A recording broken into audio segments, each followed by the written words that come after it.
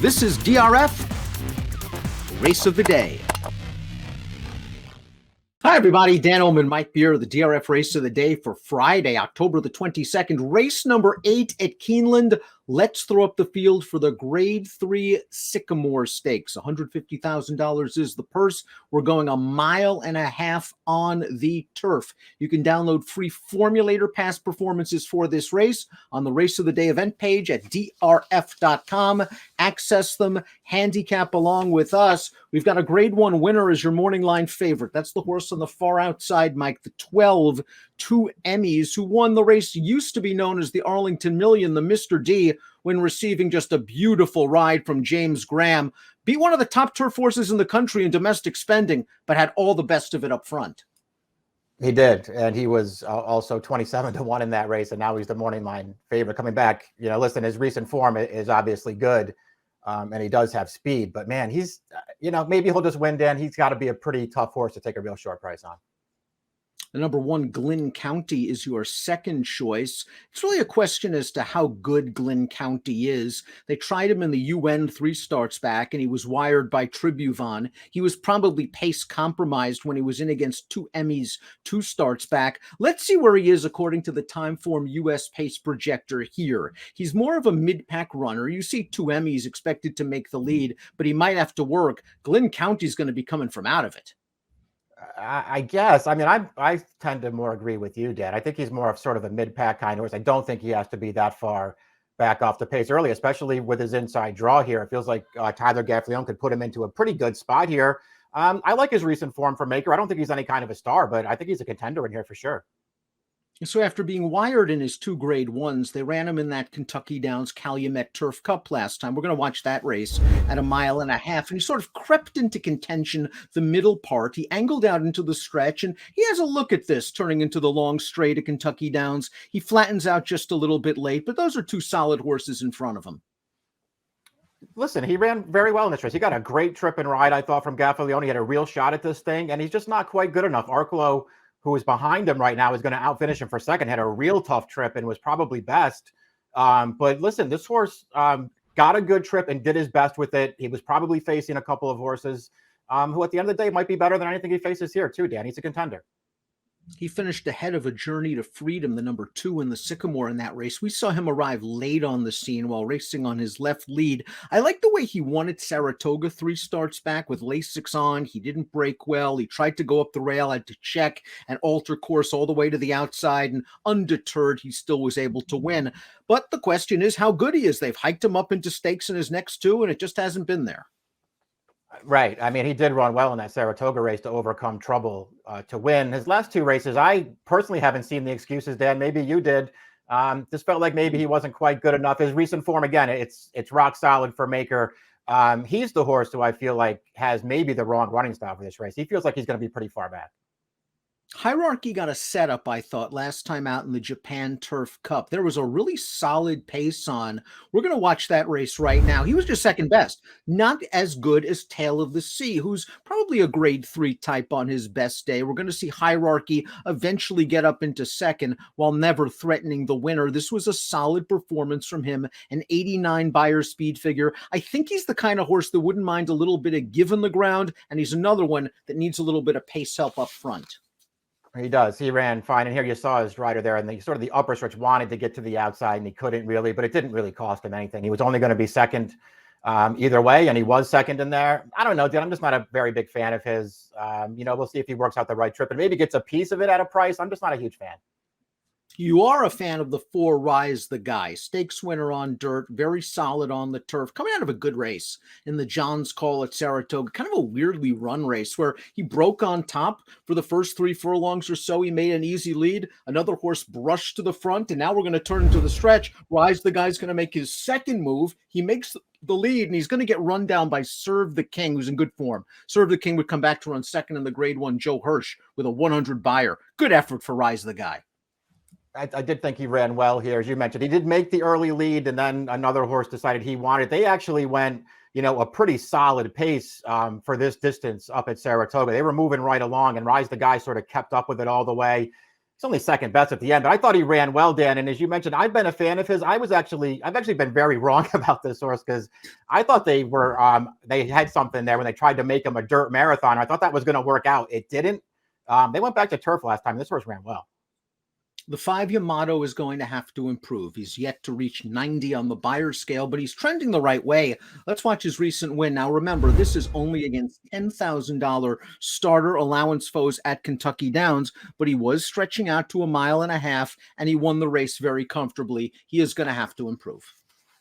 Yeah, I mean, I respect the fact that he just feels like a horse who probably really is at his best going longer. He likes these, longer distance races. They really play to his strengths. But that still doesn't make him a contender against this field. I respect that he's taking steps forward, but he's got to improve again.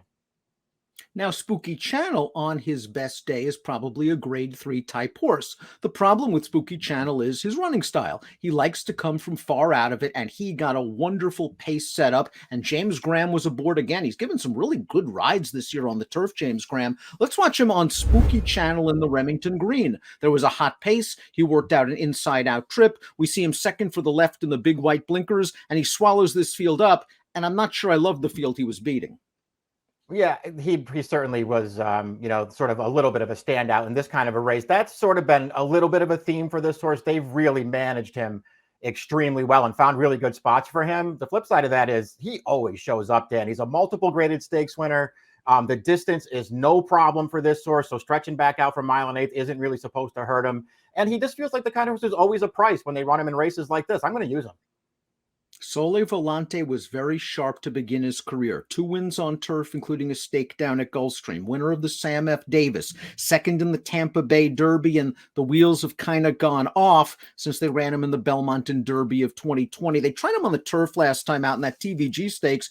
He got a setup. It was a fast pace. Maybe he was in against some slightly better horses. I thought it was only a one-paced kick late. Yeah, that's what I thought too. I didn't love his last race at all. I do think he's a better turf horse. I don't know what that means here, Dan. They're going to stretch him all the way out in a spot where he clearly has to improve again. He's got no speed at all. I just thought he was pretty hard to make, and I was a fan of this horse early on.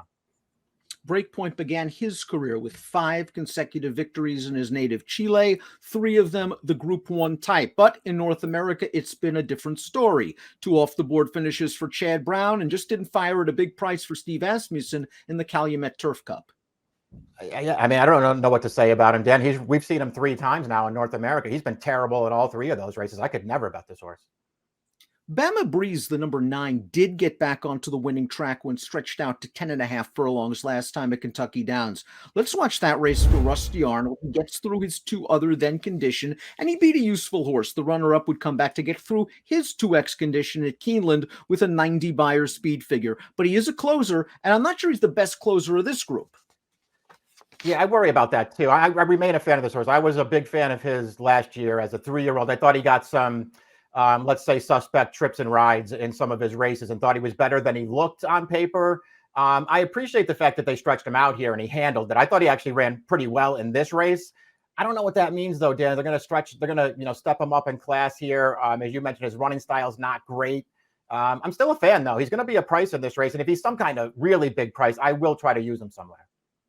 Now, the long shot that I might want to consider very much underneath is the 10, Another Mystery, who's run some fast races, 100 buyer speed figure in graded stakes place going 10 furlongs at Santa Anita last fall, maybe pace compromised 3 back. I like the way he beat overmatched foes in the Black Tie Affair. I thought he was visually impressive. I really thought he would run better last time out over Synthetic. I was disappointed, and now I don't know what kind of form he's in, but I respect these connections. I respect these connections too. I think I worry more than anything else with this horse. I think I worry more about distance. I know that he's run, okay a couple times going longer, and he does have that triple-digit buyer going 1.25 miles. I kind of get the feeling that he might be a little bit better going shorter than this. Do you get the feeling that the 11 Kentucky Ghost sort of runs to the level of his competition? 7 second-place finishes from 18 lifetime starts, including a second in a 3 other than allowance, and a second in an open stake, and a second in the restricted stake. And that restricted TVG stakes, he ran into a very sharp horse in Love, but he got a great setup. He did. This horse is in very good form right now. He's another one who's going to try to stretch it way out in distance here, and we'll see how it works. I really like the form that he's in, though, Dan. He's another one with perhaps the wrong running style for this race, but I don't know. I think this horse is okay, and he's probably going to be a fair price. Speed kills, and the 12-2 Emmys pulled off the $56 upset in that Grade 1 Mr. D. Just a wonderful ride. Got to the lead. Not only did he walk, 52-2 for the opening half mile, but he walked while well clear. He was game to hold off Domestic Spending, who might have been best, but let's not give 2 Emmys short shrift. His speed always makes him dangerous. It does. And listen, he's got the outside post here, but, we'll see. I'm sure they're going to come out of there running and go forward with this horse and just see where they can get. If that's not on the lead, I still think he's going to be right up close to the pace. His recent form is great, and there's nothing to knock about any of his last 3 or 4 races, and he's coming off of a big win. I just don't want to bet him at a short price. That's fair enough, and I tend to agree. I am going to use him as we take a look at our top selections for this race. You're going back to Rise the Guy. I like that he made 2 moves in that last race, and I liked he was in against a very sharp horse. I have to use him. This is a very competitive race. It is a very competitive race. More than anything else, I sort of wanted horses who maybe could be forward in here, Dan. I think he is going to be forward. If he's not on the lead, I think he's going to be right up close. And I do think he ran a little bit better than it looks last time. Again, that pace was solid. Like you, I think that Glynn County can be closer than where the Timeform US Pace projector has him, which is next to last, and which would be a very tough spot for him to overcome. But I think he's in sneaky good form right now, and I think he might drift a little bit off that 7-2 morning line. 4-6-9-1 for Mike, 112-6-4 for me. It's the Friday race of the day. It's at Keeneland, which means big fields and a competitive field in the Sycamore. Good luck.